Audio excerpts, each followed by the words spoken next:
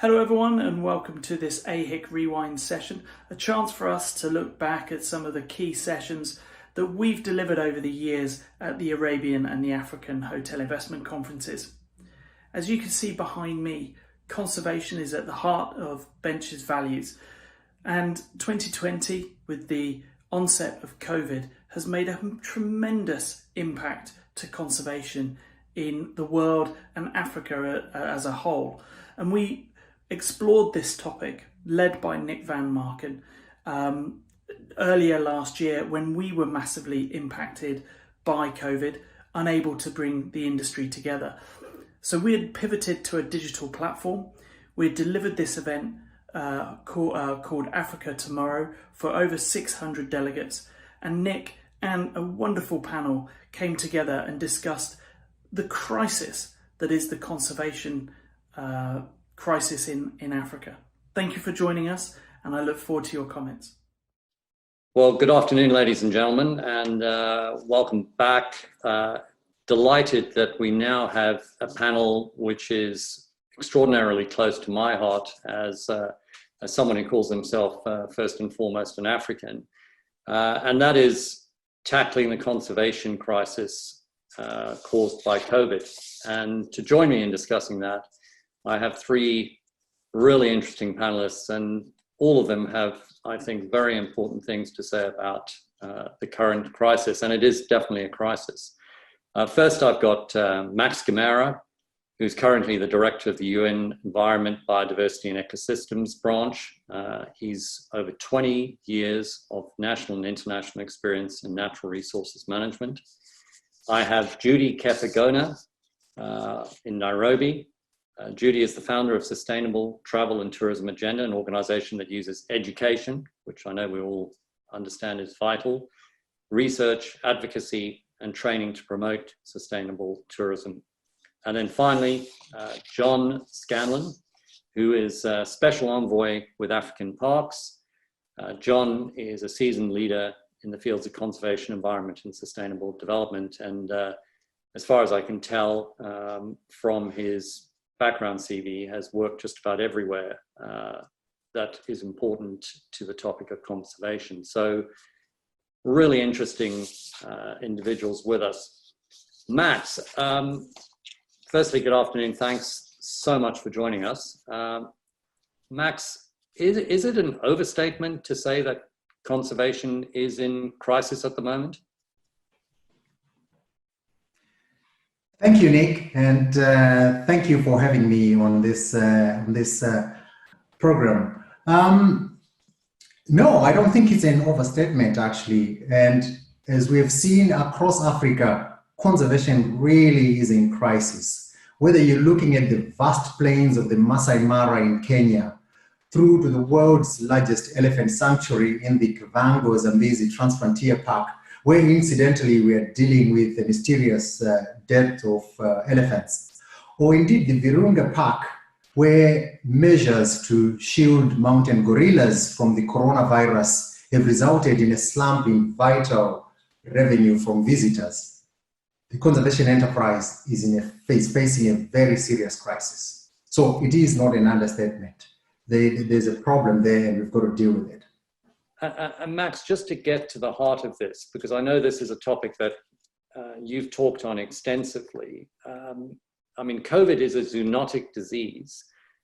This is really a consequence of the decimation of natural habitat, human encroachment, the illegal trade in wildlife. Is this a crisis that was a natural consequence of what we as humans are doing to our environment, and how do we reverse this, or how do we sort of stop what we're doing, reflect, and say maybe we need to do things differently? I mean, can we do that?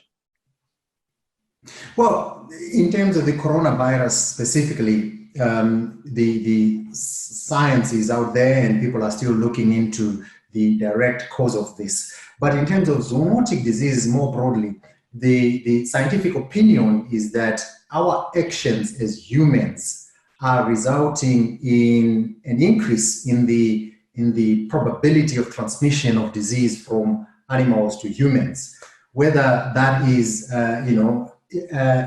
diseases such as Ebola, whether that is malaria or any of the zoonotic diseases that we've seen out there.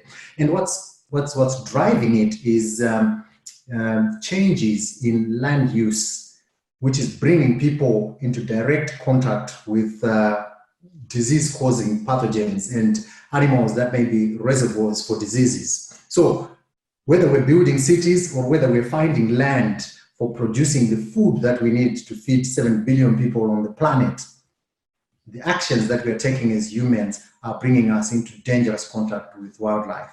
And that can change. Judy, perhaps I can turn to you, because I know that ecotourism, sustainability are very close to your heart, but I know that fundamental to that is education. How important and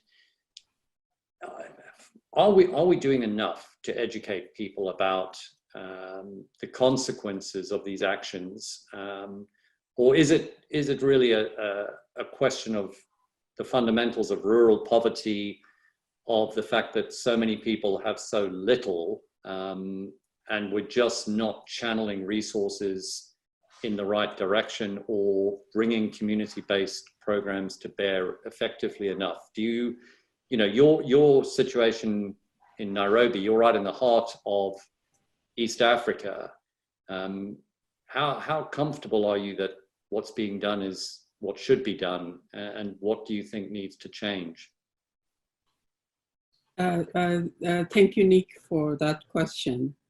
I think a lot of effort has been put in education around wildlife in Africa. If the number of NGOs working in this area is anything to go by, nobody would doubt that effort has been put in education. But the tragedy is that despite this amount of effort being put and the millions of shillings or dollars or whatever currency we want to use that has gone into this, it becomes very difficult to find a balance. What impact has this created? I think that is the big question. The fact that education is happening is not the question. The big question is, has it had impact? And if it has had impact, why are we losing wildlife? Why is our species numbers going down?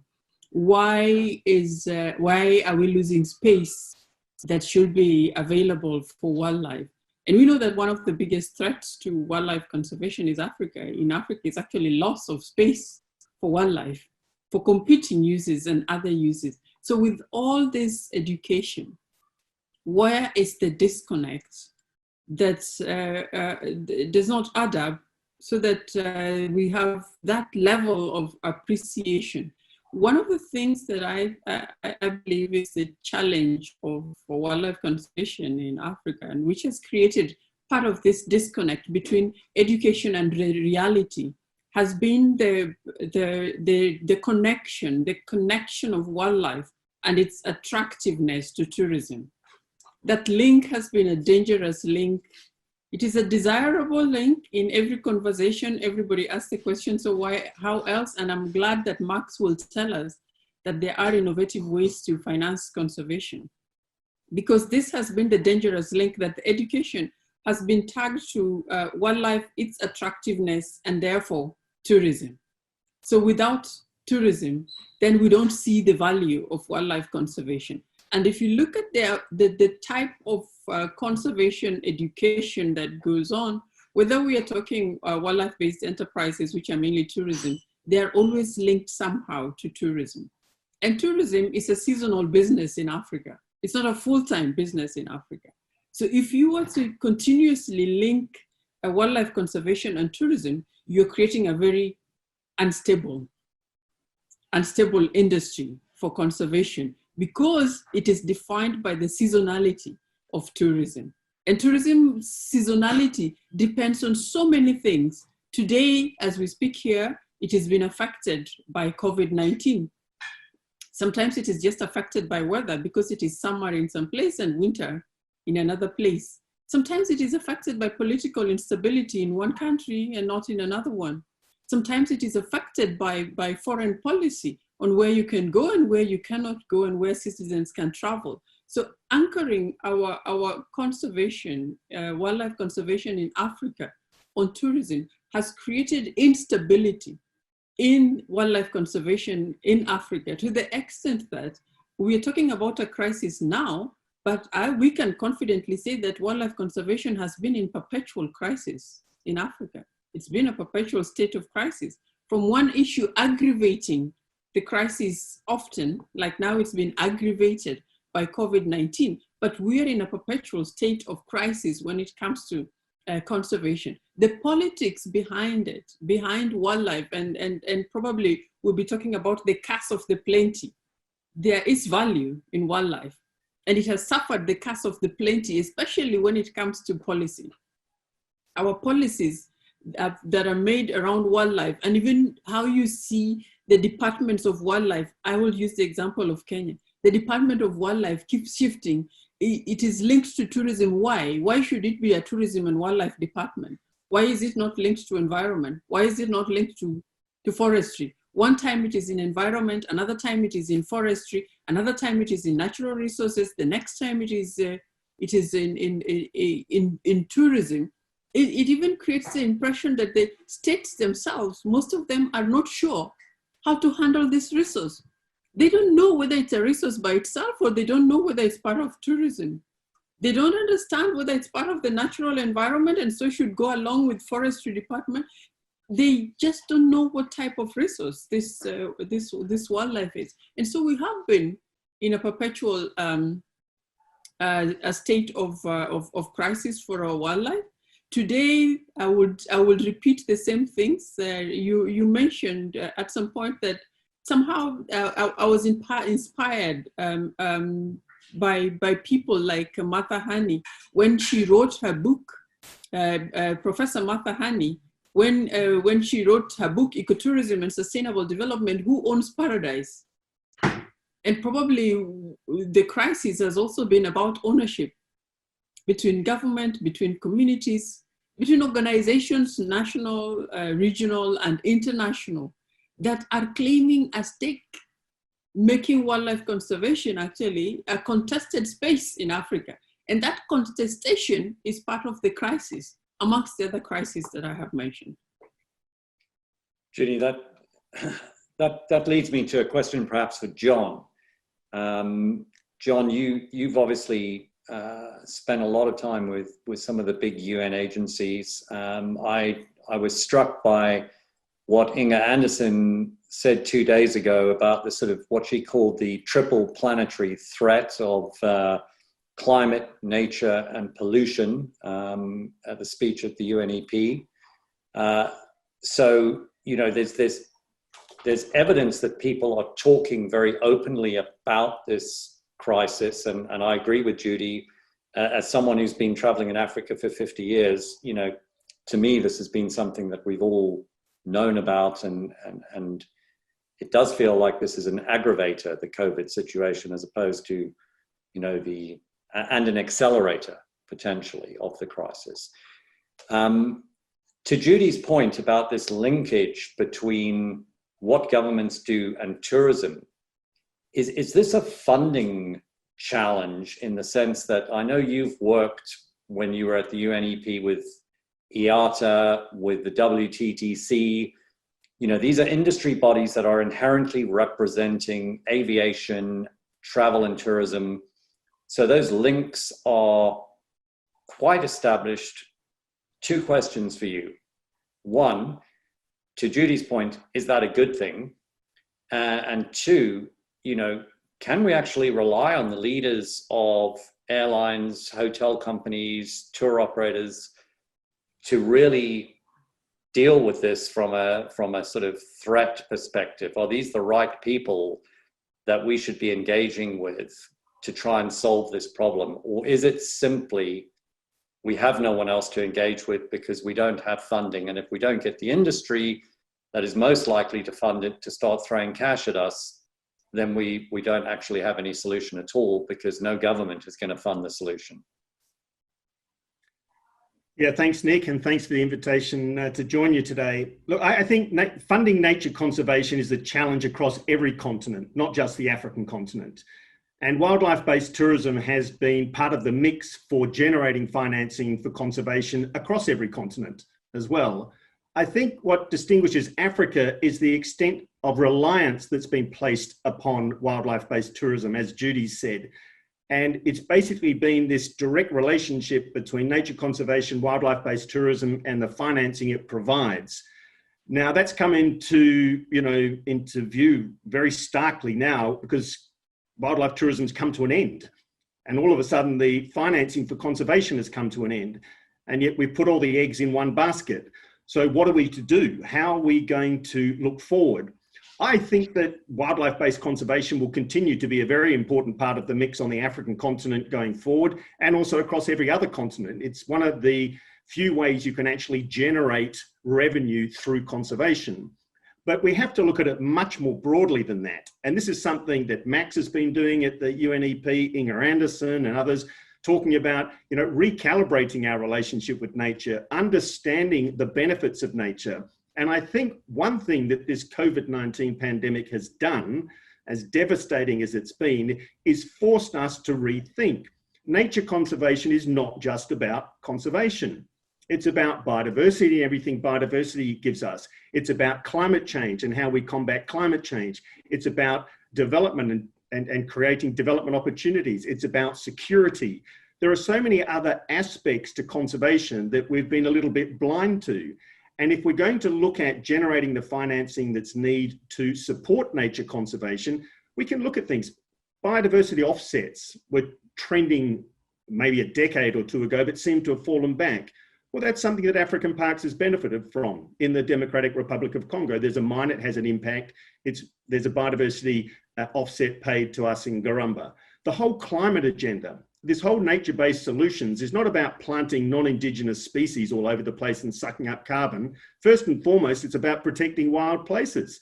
This is an investment by the international community in stabilizing the climate. So it's not just a nature conservation thing, it's climate stabilization, adaptation, resilience. Then in terms of development, there are great development opportunities. I know a lot of them have been around the wildlife-based tourism, but we've seen a lot of innovation around and within the parks, new enterprise, honey growing, food growing, sustainable utilization, fishing, etc. And that's generating some local enterprise. And if you can generate the enterprise, the jobs, the investment, then you get local security and the security that you see that goes with that. I've seen that in Kenya in the Northern Rangelands Trust. I've seen it in the many parks I've visited for African parks, where you get investment in protected areas, in nature conservation, you generate decent jobs, you generate opportunity, it brings security for people and wildlife. But we have to change our mindset. This is not just a narrow world of wildlife and conservation. This is about the whole way in which we manage our beautiful planet. It's biodiversity, everything it benefits, and how it benefits us, climate and the whole management of our climate change agenda, the development agenda and the security agenda, and very importantly, the health agenda. Max highlighted, there's no problem with animals that contain viruses, etc. The problem is the way we interact with them. We interfere with wild places. We interfere with wild animals by bringing them out, storing them badly, transporting them badly, putting them in markets, selling them. This is a recipe for disaster in terms of future wildlife-related pandemics. So this whole health aspect, which has always been there, as you said from the start, but it wasn't really resonating. Now that's front and center. Invest in nature conservation, biodiversity benefit, climate benefit, development benefit, security benefit, health benefit, and start tapping into those budgets and invest through those budgets in nature conservation. We need a much broader view of this whole agenda. Max, just to pick up what John's saying there. So, I mean, from your perspective, there's this more joined up thinking that John is articulating so clearly. This goes to a point that you've made about the sort of issue of biodiversity and habitat loss. But you have said, and I've read you talk on this, that we've got to solve the problem of rural poverty and hunger if we're going to actually ever solve this. So, you know, the fact of the matter is that there are people who don't have enough food, who struggle to access resources, don't have land, and are living literally at the edge.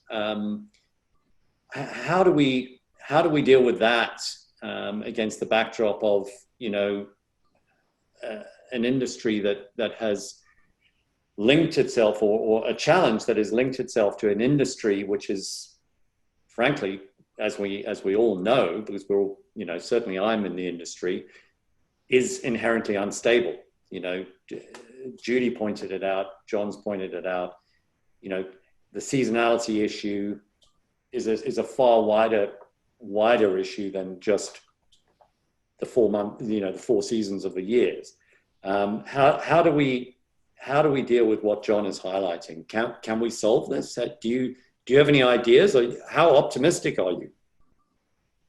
Well, I think we can solve it, and I'm very optimistic. I think it's a political economy problem, and it's something, it's not a law of physics that's difficult to resolve. It's an issue that by changing our interests and how we interact with each other, we can resolve. John and Judy are quite right in pointing out that we do have a crisis. And I would say that that crisis is actually a metaphor for a sustainability issue that is at the core of our conservation enterprise.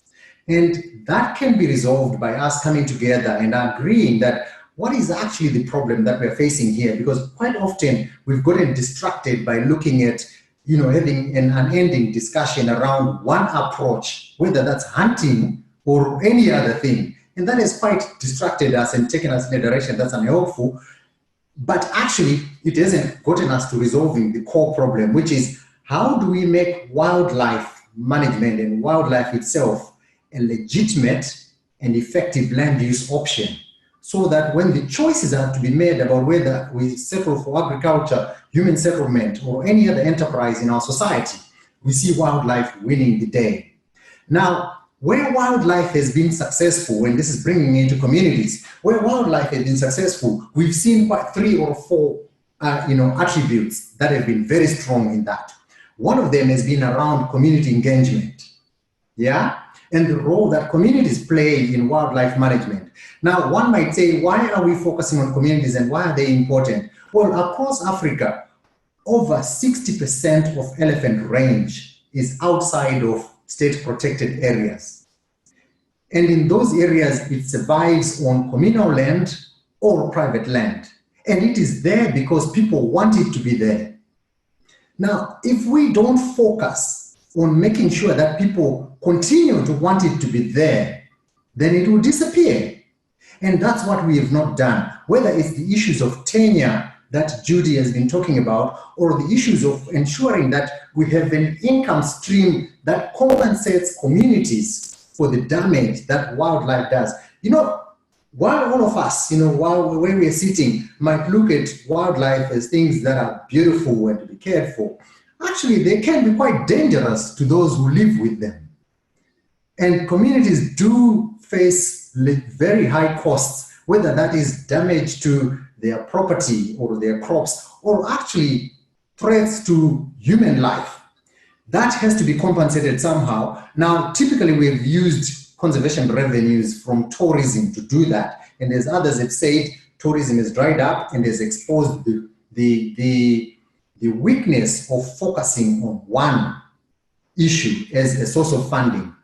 Now, we now need and have the space to be saying, how else can we fund the tourism enterprise? And this is where governments must come in as we seek to build back better our economies. And as we are setting aside stimulus packages, we need to be thinking about how much of those can be put into areas where conservation is in crisis and communities need to be in crisis. But public funds alone will not be able to save conservation.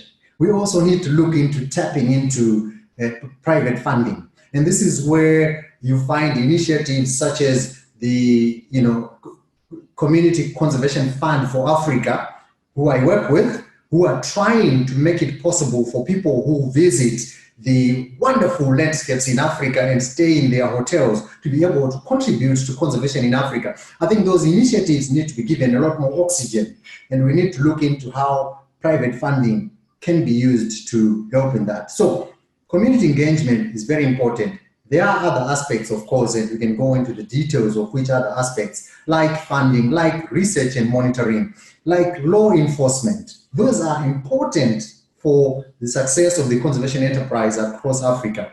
But the one that I would like to highlight today, and which I would encourage all of us to focus on, is what stake do communities have in wildlife? And it shouldn't be a surprise when we live in cities. You know, we find it's so obvious that when I'm living in city, my space is my space and I do whatever I like with it. It is no different with someone who is living in a communal area. They should have the same right to determine what to do with that. And we have an equal obligation to make sure that we put in the incentives that continues to make them want to live with wildlife. Let me just pick that up with you, Judy, that I know that, you know, you've built a career around, you know, in tourism, around community-based tourism and conservation. Picking up what Max is saying about the importance of the community. I mean, all of us on here understand that. Do you think that message is being disseminated widely enough? Do you think government understand it? Do you think donors understand it? Is that clear enough to everyone that, I mean, as Max so eloquently put it, you know, those of us who live in an urban environment, we sort of, you know, the street is ours, we know where we're going. And it's the same, obviously, for people who are living in a community. And as Max says, you know, but they're suffering from a whole different set of threats, which are the very things that everyone else is trying to suggest that they should be protecting, i.e., you know, crop loss, hippos running around at night, killing people. You know, we all understand the challenge here. What's your thoughts on that? Thank you, Mike. I agree with everything that Max says, that we must look at our communities and put them at the center of conservation, because if 60% of our significant wildlife is roaming community lands, then if we are writing policies and strategies without thinking of those communities, we are essentially saying that we are not interested in that 60%. And Judy, just to, sorry to interrupt you, but just so I understand, because I was also very struck by that statistic. Are you suggesting that policies are being written without the community in mind or the involvement of community-based solutions? To a large extent, yes. To a large extent, policies are being written. And just, I will go back to the link of conservation and tourism. If you look at a lot of our policies, even in conservation and wildlife, they're thinking mainly about infrastructure, they're thinking about markets, they're thinking about investments, and very little about financing and revenue sources and how to make it sustainable. Just like Max has mentioned. But herein lies the paradox of wildlife in Africa.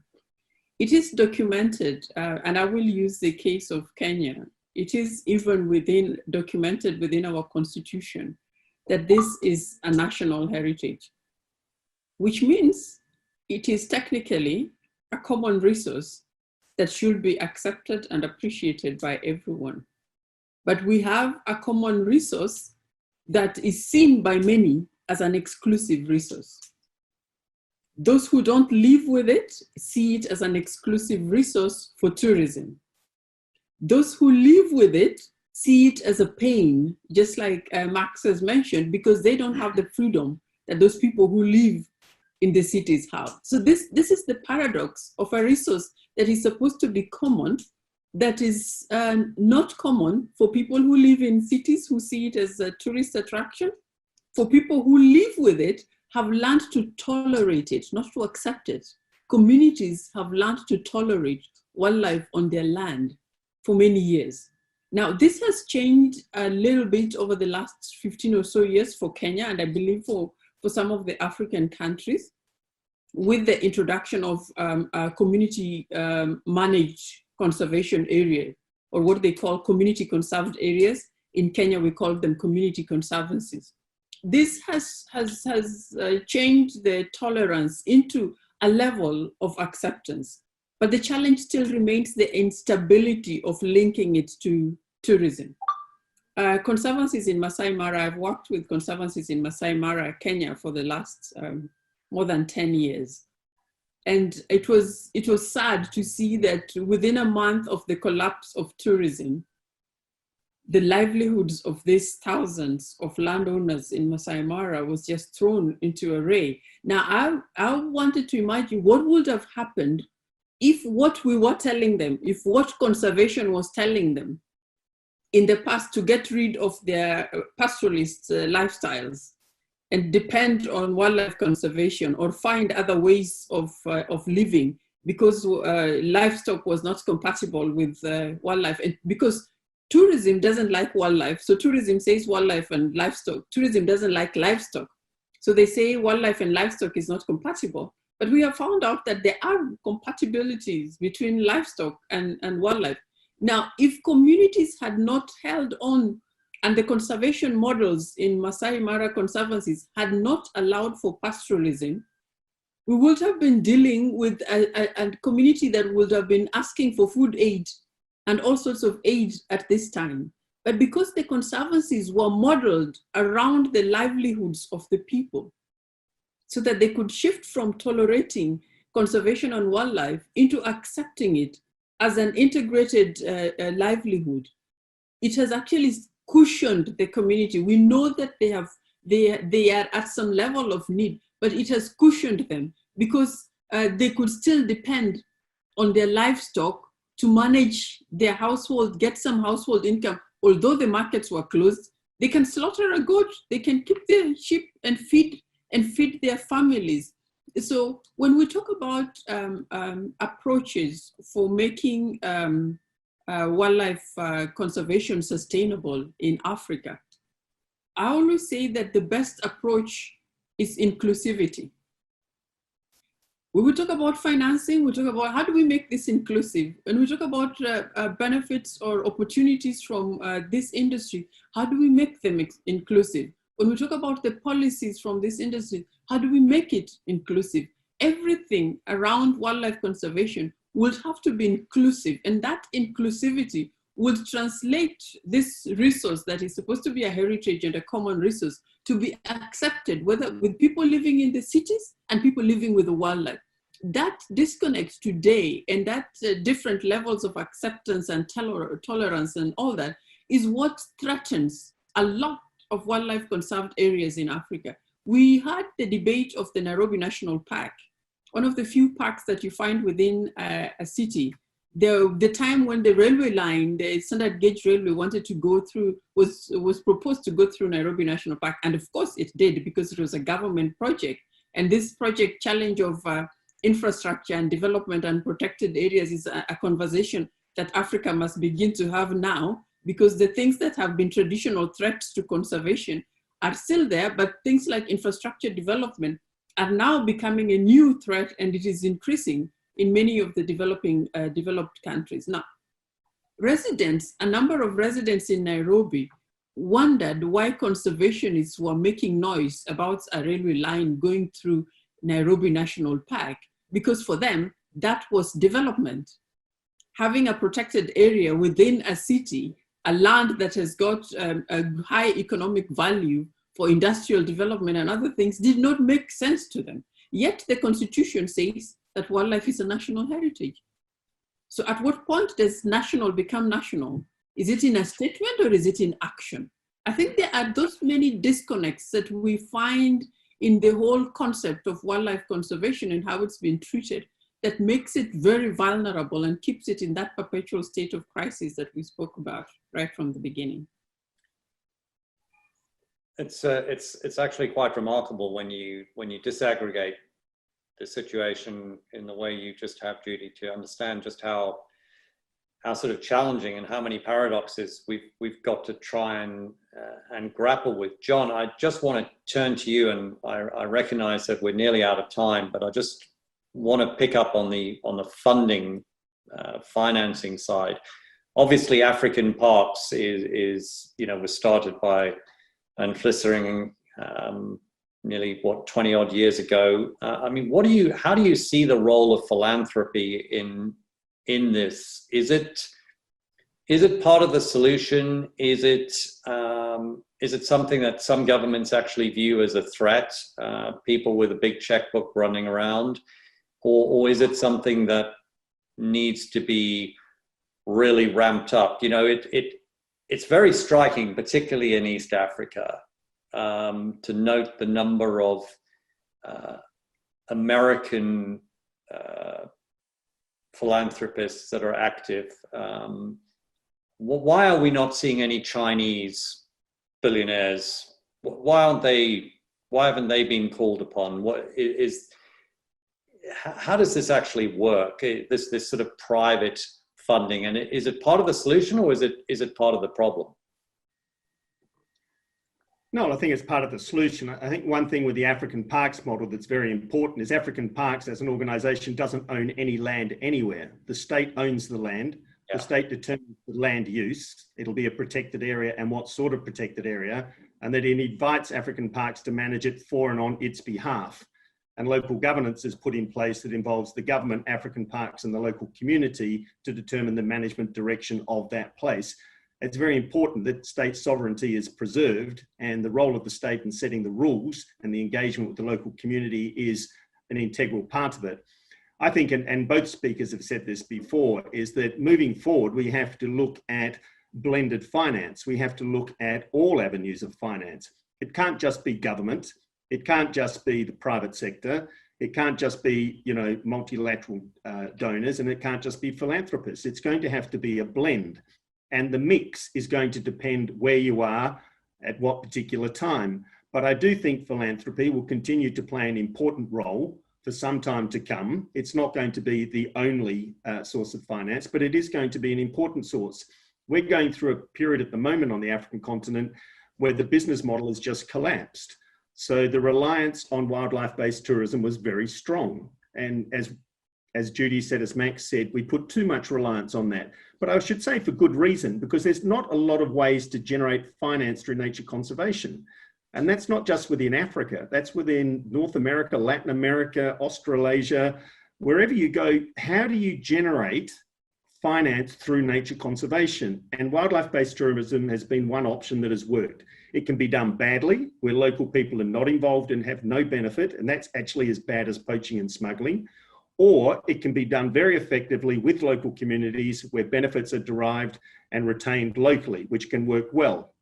So that's fallen apart. It will come back, but I don't think anyone will rely on it to the same extent they have before.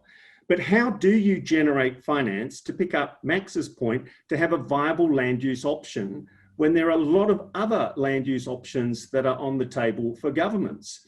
Now, one of the advantages of the African Parks model is that when it comes in to look after a place and it stays there for 20 to 50 years, it undertakes to generate the finance. And sometimes government puts a bit in, you generate park revenue fees and tourism fees, but philanthropy and multilateral donors, and I prefer to see them as multilateral investors in nature conservation for multiple local and global benefits, can come in. But you need a good governance model, a focus on place over the long term where multiple donors, multiple sources of finance can come in. But picking up Judy's point, local people and Max's point, they have to be right at the center of this. There have to be local benefits deriving and direct local engagement in this. So you have to get the model right. But we are going to rely upon multiple sources of financing. I think over the next couple of years, it's going to get really tight. We're at high risk of losing some wonderful wildlife assets if we don't find a way of getting over this dip in revenue over the next couple of years as we recalibrate our financing model. And I think, philanthropy and other external sources of finance are going to be very important at this time. John, Judy, Max. Unfortunately, we've overrun our allotted time, so no surprise there. We could chat on for another half hour or another hour, or probably most of the day. Quite frankly, it's such a vital topic. I think it's fantastic that we've had the three of you here. This is a conference for Africa, about Africa. I think everyone understands that conservation, nature, climate, if we don't get this right this time round, then as you've all made abundantly clear, we are going to be dealing with a crisis that we may entirely lose control of. Thank you all very much for your time. I know you're all in different time zones, and I really hope to meet you all in person, and I really hope we can do this again. I think this is a topic we're going to need to return to, and I'm sure the folks at Bench Events will make sure that we have the opportunity to pick this up and see how we're doing on the progress front. But it's been really wonderful having you all with us today, and I'm sure the audience will say the same. Thank you so much, and see you somewhere warm and sunny in Africa very soon. Take care, and obviously stay safe. Thank you, Nick, and thank you for having us. Then. Thank you Thank you very much. Thank you. Bye, Harry. Bye. Kwaheri. Cheers, cheers. Cheers.